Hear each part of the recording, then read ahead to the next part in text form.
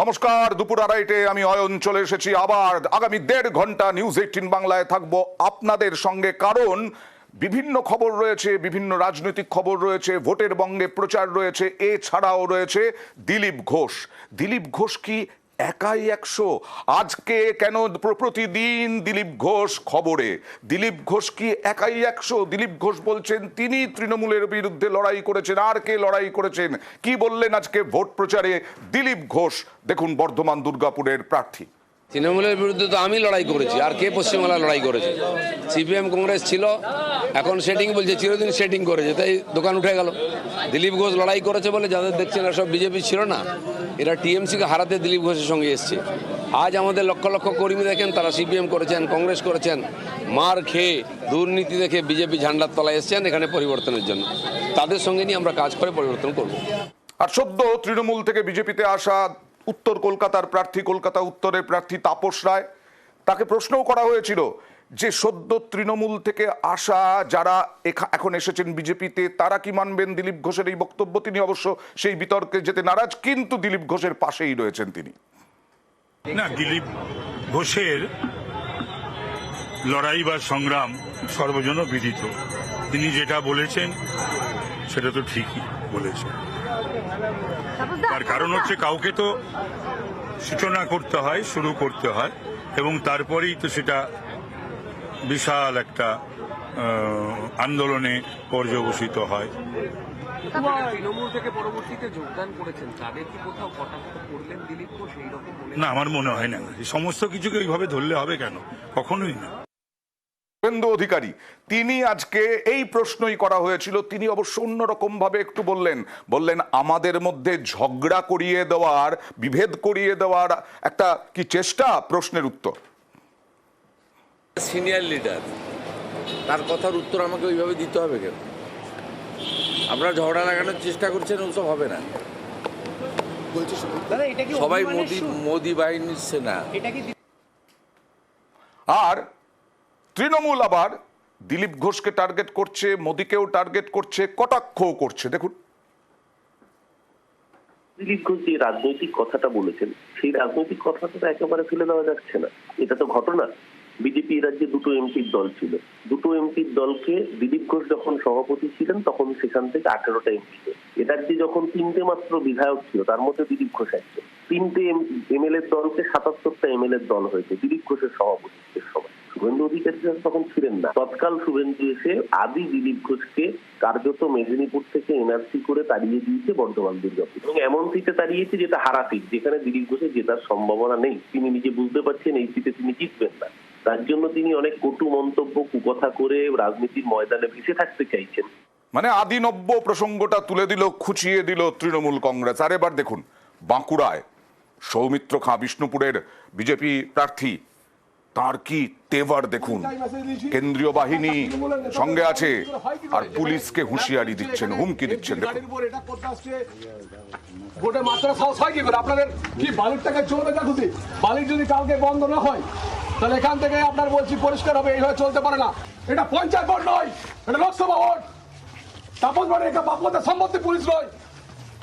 এই এলাকায় পরিষ্কার বলছি, একটা অশান্তি হলে কেউ ছেড়ে কথা বলবে না। আপনারা জাস্টিক অ্যাকশন নিন। আজকে যদি তাপস ভোটকে জনগণ পিটিয়ে মেরে দিত, যদি আজকে যেভাবে তাপস ভোট অত্যাচার শুরু করেছিল, আমি খুব জোরে বাঁচিয়ে দিয়েছি। আপনারা তাপস বাড়ি করে খেপে গেছেন। একটা লোকের একদিন গরিব মানুষের উপর আজকে পুলিশ অত্যাচার হয়, কালকে এখানে একটা বালির চলবে না। বালির টাকা নিয়ে বলে দাদাগিরি হচ্ছে, এটা চলতে পারে না। কেন এরকম হলো? বিজেপির গাড়ি অর্থাৎ সৌমিত্র খাঁয়ের গাড়ি ঘিরে নাকি বিক্ষোভ দেখানো হয়েছে, তৃণমূলের বিরুদ্ধে অভিযোগ। আর বালি চুরি হচ্ছে, সেই বালি চুরির টাকা যাচ্ছে তৃণমূলের, সেই তৃণমূল বিক্ষোভ দেখাচ্ছে সৌমিত্র খাঁর গাড়ি ঘিরে, এটা অভিযোগ। আর তার প্রাক্তন স্ত্রী সুজাতা মণ্ডল, তিনিও থেমে নেই। অর্থাৎ দুজনেরই বক্তব্য দেখাবো, দেখুন। আমাদের বিজেপির কর্মীদেরকে মারধর করতে গেছে ওসি বালির টাকা তোলার জন্য। বেলুর রসুলপুরে একটা অবৈধ খাদান, সেইটাকে চালু রাখার জন্য তাপস বাড়ি, একটা তৃণমূলের গুন্ডা, তৃণমূলের হারমাদ, তার কাছ থেকে টাকা নিয়ে তাপস বাড়িকে দিয়ে এলাকার মানুষকে অত্যাচার করছে। এটা পঞ্চায়েত ভোট নয়। তাপস বাড়ি অ্যারেস্ট হচ্ছে না এবং তাপস বাড়ি এইভাবে করছে। পতাকাগুলোকে আপনার আগুন লাগিয়ে দেওয়া হচ্ছিল। যদি এইভাবে ঘটনা ঘটতে থাকে তা এলাকার মানুষ, 2 লক্ষ মানুষ কিন্তু ঘেরাও করে দেবে। আমরা চাই তাপস বাড়ি ইমিডিয়েট অ্যারেস্ট হোক। উনি ভীষণ ভালো অভিনেতা। উনি যেভাবে তৃণমূলের একজন অঞ্চল সভাপতিকে ডাইরেক্ট আক্রমণ করছেন না জেনে বুঝে, তাতে মনে হচ্ছে এটা যেন কোথাও একটা সেটিং গল্প।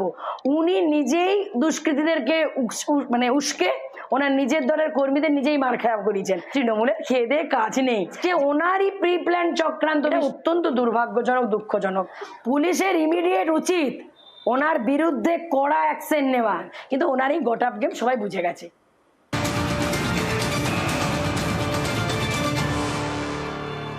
এবার চলে যাব দিল্লিতে। অরবিন্দ কেজরিওয়াল জেলে, মনীষ সিসোদিয়া জেলে, সঞ্জয় সিং জামিন পেলেন। আপ সাংসদ সঞ্জয় সিং তিনি জামিন পেলেন আজকে, এবং আবগারি দুর্নীতি মামলাতেই সবাই জেলে আজকে এরই মধ্যে এই রকম জটিলতা আপের মধ্যে, তার মধ্যে সঞ্জয় সিং জামিন পাওয়া কতটা তাৎপর্যপূর্ণ, কতটা আপের ক্ষেত্রে গুরুত্বপূর্ণ, কথা বলবো মৈত্রেয়ীর সঙ্গে।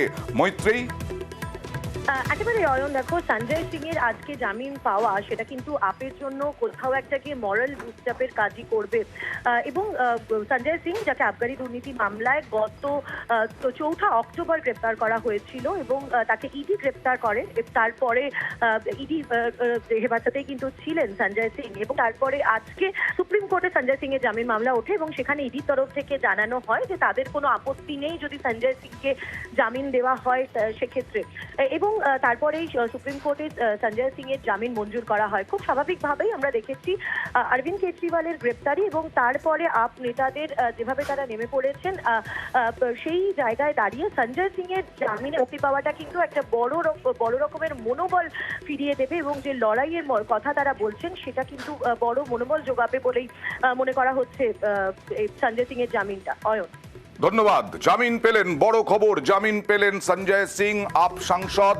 তিনি আবগারি দুর্নীতিতেই গ্রেফতার হয়েছিলেন, ইডি গ্রেফতার করেছিল, এবং এখনো পর্যন্ত অরবিন্দ কেজরিওয়াল, সত্যেন্দ্র জৈন এবং মনীষ সিসোদিয়া এখনো পর্যন্ত জেলে। কি হবে, কে মুখ্যমন্ত্রী হবেন, আদৌ মুখ্যমন্ত্রী হিসেবে জেলে থেকে কাজ চালাতে পারবেন কিনা অরবিন্দ কেজরিওয়াল, এই সব প্রশ্ন এখন ঘুরপাক খাচ্ছে।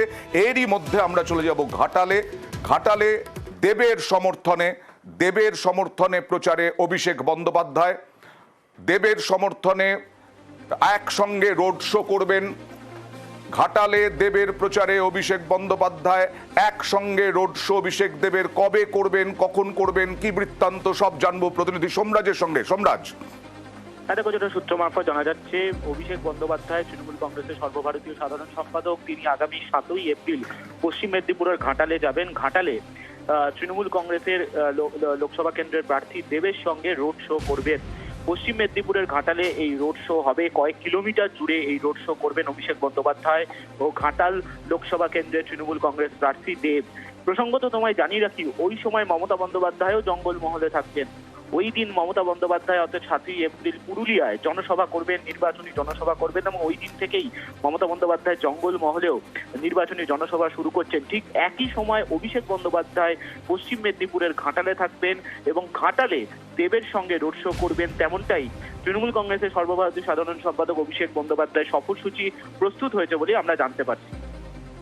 কোচবিহারে সাংগঠনিক বৈঠক, অভিষেক বন্দ্যোপাধ্যায় সাংগঠনিক বৈঠক থেকে কি বার্তা দেন সেদিকেই এখন তৃণমূল কংগ্রেস কর্মীরা তারা তাকিয়ে। কারণ কোচবিহারে দিনহাটা বারবার উত্তপ্ত হয়, ভেটাগুড়ি বারবার উত্তপ্ত হয়, মেখলিগঞ্জ, শীতলকুচি, এই জায়গায় বিজেপির সঙ্গে লড়াই করতে হয় তৃণমূল কর্মীদের, বিজেপি কর্মীদেরও তৃণমূল কর্মীদের সঙ্গে লড়াই করতে হয়। আজকে মদনমোহন মন্দিরে পুজো দিলেন অভিষেক বন্দ্যোপাধ্যায়। মদনমোহন মন্দিরে পুজো দেওয়ার পরে তিনি এবার কর্মী সভা, সেই কর্মী সভার বৈঠক করবেন। সেই কর্মী সভা বৈঠক, সেই নির্বাচনী সভা বা কর্মী সভা, সেই কর্মী সভায় তারপরে তিনি কি বার্তা দেন সেদিকেই এখন তাকিয়ে। লক্ষ্য 24, সেই 2024-এ লোকসভা ভোটের আগে, অর্থাৎ প্রথম দফার ভোট 19শে এপ্রিল কোচবিহার, জলপাইগুড়ি, আলিপুরদুয়ার, এই 3টি আসনে যে প্রথম দফার ভোট 19 এপ্রিল, তার আগে আজ সাংগঠনিক বৈঠক অভিষেক বন্দ্যোপাধ্যায়। পুষ্পাঞ্জলি নমো শ্রীকৃষ্ণায় মদন মোহনাক্ষং নমো ভট্টারকায়। আর এবার অন্য খবরে যাব আর যখন অভিষেক বন্দ্যোপাধ্যায় বলবেন তখন নিশ্চয়ই আমরা আপনাদেরকে নিয়ে আসবো এখানে পানিহাটিতে। আবার পানিহাটিতে পুকুর ভরাটের অভিযোগ।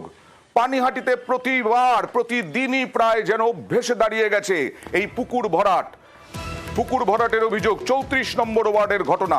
কেউ জানেন না, কাউন্সিলর জানেন না, উপপুরপ্রধান জানেন না, পুরপ্রধান জানেন না। বলা হচ্ছে কাউন্সিলরের অফিস থেকে ঢিল ছোড়া দূরত্বেই এই পুকুর ভরাট চলছে। কি সুন্দর ব্লক করে পুকুর ভরাট হয়ে যাচ্ছে। পুকুর ভরাট হচ্ছে আর পুরসভা চুপচাপ বসে আছে।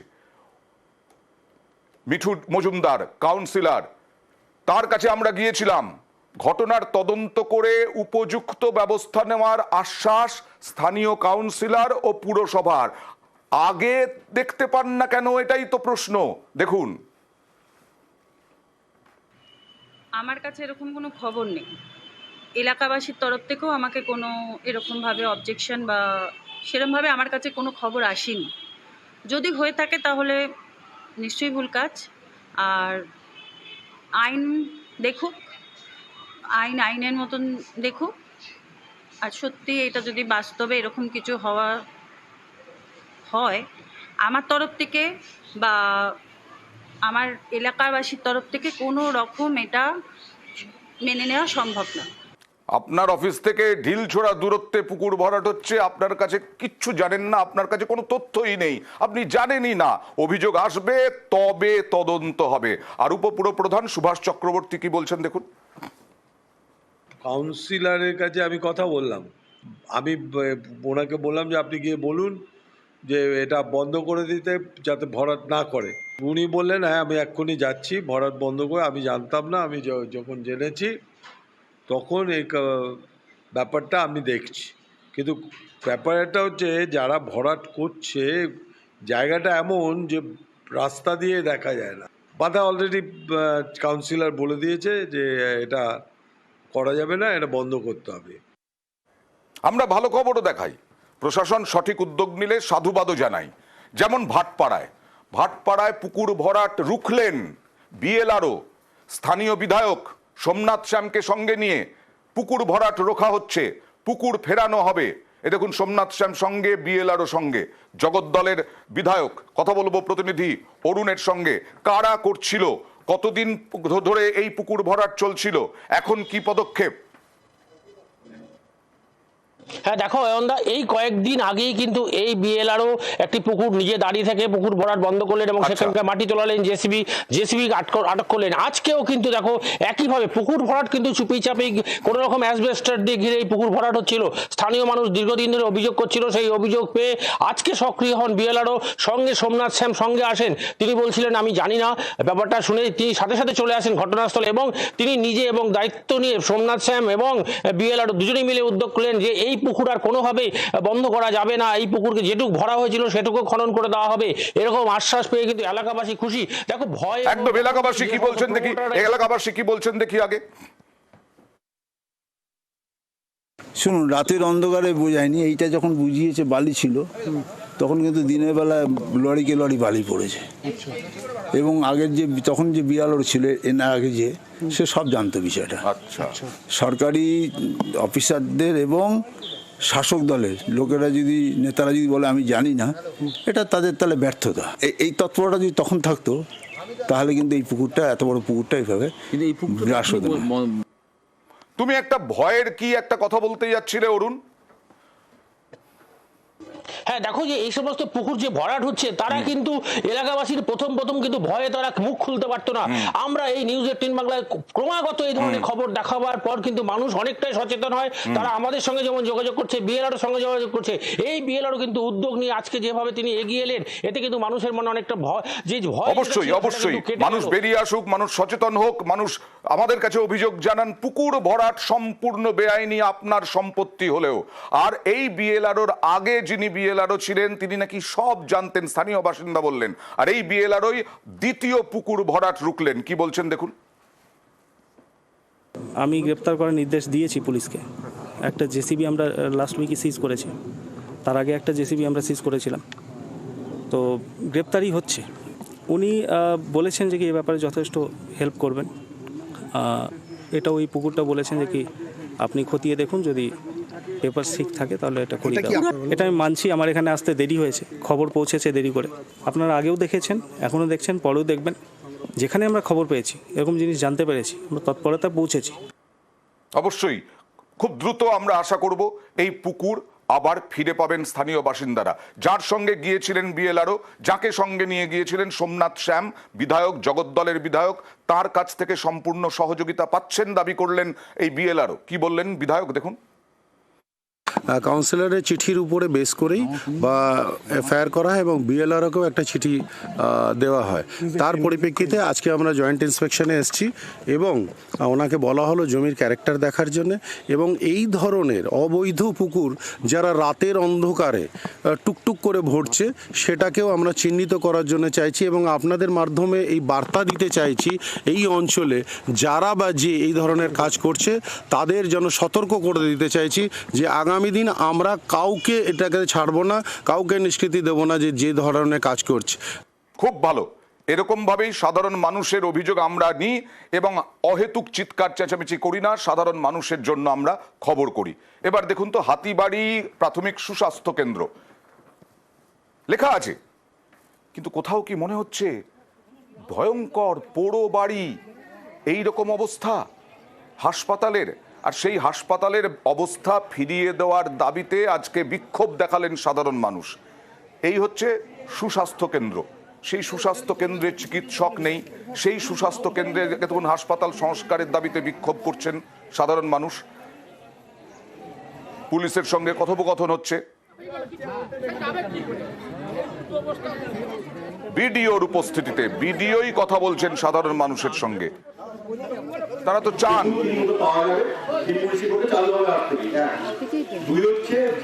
ডাক্তার পোস্টিং হচ্ছে, আমি ডাক্তার দেওয়ার জন্য ডাক্তার না দেওয়া অবধি 2-3 দিন এক সপ্তাহ যা লাগুক না দেওয়া অবধি মোবাইল ব্যাংক আমি সপ্তাহে 3 দিন করে পাঠাবো, ডাক্তার দিয়ে থাকবে।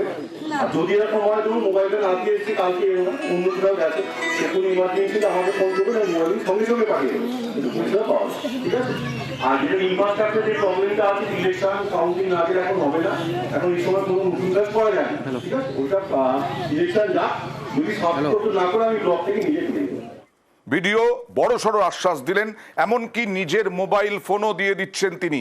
বিক্ষোভকারীরা কি বলছেন আগে দেখাই, বিক্ষোভ যারা দেখাচ্ছেন তারা কি চাইছেন। হাতিবাড়ি প্রাথমিক সুস্বাস্থ্য কেন্দ্রটি যেটি রয়েছে সেটির বেহাল অবস্থা, তার সংস্কার করানোর জন্য আমরা প্রথমেই আবেদন করেছি যে 24 ঘন্টা এমার্জেন্সি পরিষেবা আমাদের লাগবে। বর্ষাকালে জল টপকে পড়ে, ডাক্তারের অনেক কম, তাহলে এইসব ব্যাপারগুলো এবং ওষুধ সেখানেও মানুষ ভালো করে পাচ্ছে না, যেন কাজটা হয়ে যায়, এই জন্যই কিন্তু আমরা আশাবাদী। আর বিডিওর কথা শুনছিলেন, তিনি আশ্বাস দিলেন, যেটা বললাম বড়সড় আশ্বাস দিলেন। বিডিও কি বললেন তারপরে আমাদেরকে? এই অবরোধের কারণ যেটা জানলাম, ডাক্তার অনেকদিন এখানে নেই, পরিষেবা চিকিৎসা ঠিকমতো এলাকার মানুষ পাচ্ছে না। যা সমস্যা শুনে গেলাম, ঠিক জায়গায় জানাবো, উচ্চ প্রশাসনে জানাবো, যাতে এই সমস্যার সমাধান সত্বর হয়। এবার সাঁকরাইলে চলে যাব। সাঁকরাইলে একটা কর্মতীর্থ 6 বছর আগে শুরু, মানে কাজ হয়েছিল, 6 বছর আগে তৈরি হয়েছিল, চালু হয়নি। কি সুন্দর কর্মতীর্থর একদম দারুণ টিপটপ বিল্ডিং, কিন্তু এখানে খাট কেন, এখানে কাপড় মেলা কেন? কারণ এটা ত্রাণ শিবির হয়েছে। কারণ হাতির তাণ্ডবে, হাতি যে তাণ্ডব চালায়, সেই হাতির তাণ্ডবে বহু ক্ষতি হয়েছে। আমরা প্রায় প্রতিদিনই দেখাইও যে ঝাড়গ্রামে হাতির তাণ্ডব, ঝাড়গ্রামে ঘর বাড়ি ভেঙে ফেলছে সাধারণ মানুষের, গরিব মানুষের। এখন সেই উদ্বাস্তু শিবির, যারা আশ্রিত, যারা আশ্রয় নিয়েছেন এখানে, এই দেখুন এই বয়স্ক গরিব গুরব লোকেরা, তাদের জায়গা এটা, এখন কিছু করার নেই। উদ্বাস্তু শিবির কি বলছেন দেখুন। 2 বছর 5 মাস হয়ে গেছে এই সেই কর্মতীর্থতে আছি, এবং আমাদের যে প্রধান বলেছিল যে এখানে ঘর বাড়ি আমরা দেবো 6 মাসের মধ্যে, কোনো ঘর বাড়ি দেওয়া হয়নি। আমরা কি করবো তাহলে? আমাদের এখন ভিডিও সব বলুক, আমরা এই কর্মতীর্থে লিখে দিক, আমরা এখানেই থাকবো। 2 বছর ধরে আছেন, কিন্তু এখনো পর্যন্ত পঞ্চায়েত যে আশ্বাস দিয়েছিল 6 মাসের মধ্যে বাড়িঘর দিয়ে দেবে, কিচ্ছু হয়নি। এই কর্মতীর্থই তাদের বাস, তাদের সব কিছু সেখানেই। আর এ নিয়ে রাজনৈতিক তরজা তুঙ্গে, যে যা পারছে তাই বলছে, কিন্তু এদেরকে কে দেখবে? দেখুন ভিডিও সাহেবকে বলেছিলাম হাতির ব্যাপারে, তো উনি বললেন যে আমাদের তো হাতির ব্যাপারটা আমাদের না, সেটা ফরেস্টারের। আর ফরেস্টারকে বললে আমাদের তো বলছে অ্যালার্ট বলে কিছু হচ্ছে না, এ তার দিকে ঠেলে দিচ্ছে, সে তার দিকে ঠেলে দিচ্ছে। আর বনমন্ত্রী তো তার বনমন্ত্রীর মতো আছেন, এখানে যে মানুষের বাড়িগুলো হাতি ভেঙে দিচ্ছে, এদিকে ওনার একটুও চোখ পড়েনি। হাতির আক্রমণে মানুষ নিহত হচ্ছেন, মানুষের মৃত্যু হচ্ছে, মানুষের ঘর ভাঙছে, মানুষের জমির ফসল নষ্ট হচ্ছে। প্রতিশ্রুতির পর প্রতিশ্রুতি দিয়ে যায়। আমরা দাবি করছি অবিলম্বে তাদের ক্ষতিপূরণ দিতে হবে, তাদের বাসস্থান ফিরিয়ে দিতে হবে এবং সরকারি যে সহযোগিতা অবিলম্বে তাদের মিটিয়ে দিতে হবে। আমি খোঁজ খবর নিয়ে দেখছি, আমি বিডিও সাহেবকে বলবো এবং ফরেস্ট ডিপার্টমেন্ট যারা আছে দায়িত্বে ওনাদেরকে আধিকারিক জানাবো আমি যে পাইনি কেন, কী অবস্থায় আছে। আমি অবশ্যই উচ্চনীতি জানিয়ে আমি ওদের ব্যবস্থা করার আশ্বাস দিচ্ছি এবং আমরা ব্যবস্থা করে দেবো। আর এবার ভোটে এই গরম, ভোটের গরম আর ওদিকে তাপপ্রবাহ সব মিলিয়ে পায়ে পায়ে প্রচারও গরম হয়ে উঠেছে। একবার যাব পায়ে পায়ে প্রচার দেখাবো।